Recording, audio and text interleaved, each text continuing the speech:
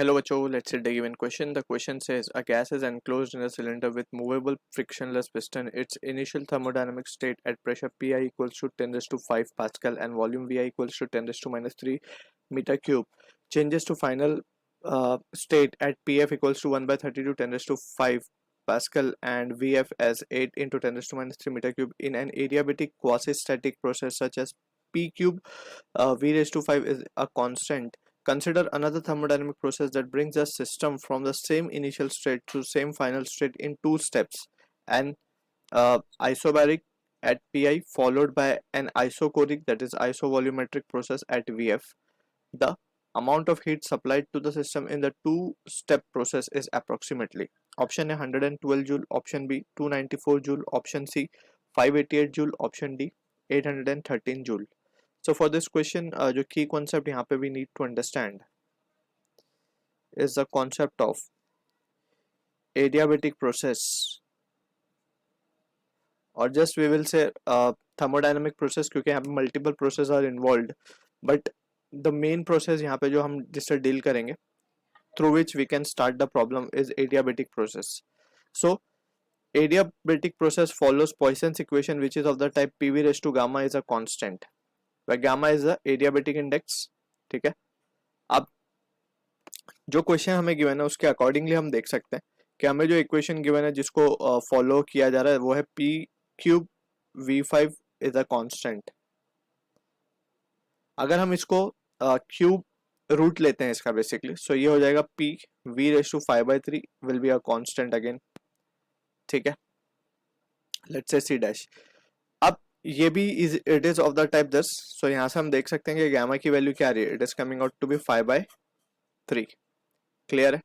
अब बात करते हैं जो क्वेश्चन हमें गिवन है उसके अकॉर्डिंगली. सो इसी एक्सप्रेशन को in terms of degree of freedom हम क्या लिख सकते हैं, 1 + 2/f is 5/3. Right. So finally यहाँ से हम f का वैल्यू देख सकते हैं, it will be coming out to be 3. यानी कि डिग्री ऑफ फ्रीडम हमें 3 मिल गया, यानी कि जो गैस एनक्लोज्ड है it is a mono atomic gas. ठीक है. अब बात करते हैं जो हमारा एक्चुअल क्वेश्चन है उसमें हमसे बोला गया कि दो प्रोसेस से, यहाँ तक तो फर्स्ट हो गया. अब उसके बाद दो प्रोसेस से हमने इसको, ये गैस ने दो प्रोसेस फॉलो किया, first is isobaric and another is isochoric. अब कितनी amount of heat supplied to the system in the two process. तो सबसे पहले प्रोसेस की जब हम बात करेंगे, लेट्स से आइसोबैरिक प्रोसेस की हम बात कर रहे हैं. सो आइसोबैरिक यानी कि चेंज इन प्रेशर इज 0 या प्रेशर इज कांस्टेंट.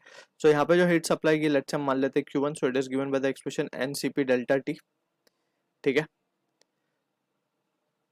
इसके बाद अगर हम देखें तो CP को हम क्या लिख सकते हैं, it can be written as F+2 into R delta T, right? And in this we can say it will be 5/2 R delta T. अब ये NR delta T को अगर हम ध्यान से देखें तो इसको हम क्या लिख सकते हैं, इसको हम लिख सकते हैं this can be written as P delta V, right? P delta V 5/2 P delta V. अब यहाँ पे अगर हम देखें तो प्रेशर कांस्टेंट बोला गया, आइसोबैरिक प्रोसेस है बेसिकली, तो PI पे बोला गया आइसोबैरिक प्रोसेस, यानी PI हमें 10⁵ गिवन है. तो यहाँ पे हम लिखेंगे 5/2 into 10⁵ into change in volume को अगर हम देख लें, so it will B 8 -1, right? Change in volume final minus initial, it will B 7 10⁻³ तो इसको जब हम सॉल्व कर लेंगे तो we can have the result as 3.5 into 5, या फिर 35/2 कर देंगे 17.5 या 1750 joule. So this is the first part. So first process के लिए इतनी heat will be supplied. Second process जो कि एक हमारा आइसोकोरिक प्रोसेस है, उसके लिए हम देख सकते हैं आइसोकोरिक प्रोसेस. सो आइसोकोरिक के लिए change in volume will be 0, right? या वॉल्यूम कांस्टेंट बोल सकते हैं हम. तो यहाँ पे हम लिख देंगे let's say heat supplied will be Q2 and this Q2 can be now written as NCV delta T.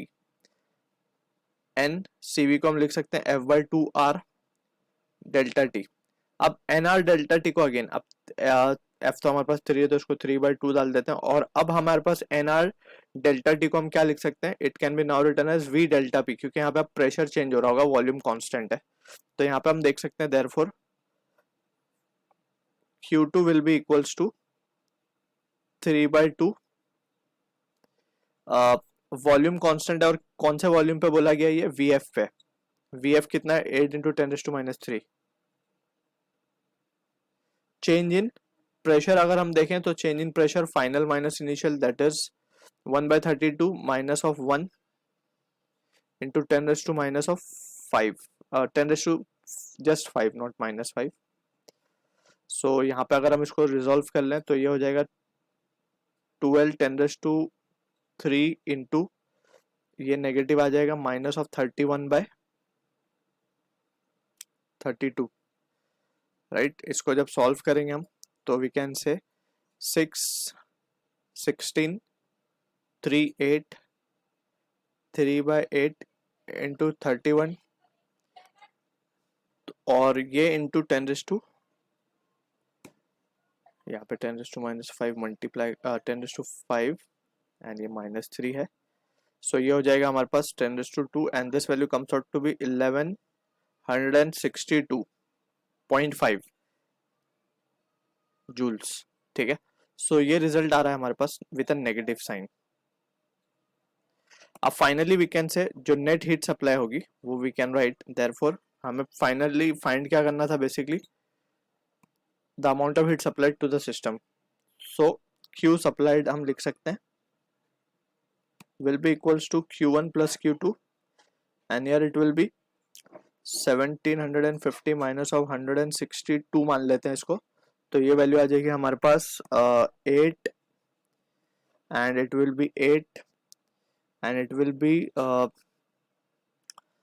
just 588 joule. So this is the answer for the question we are getting. अगर हम options को देख लें so option C will be correct answer. So I hope you understood the solution. All the best.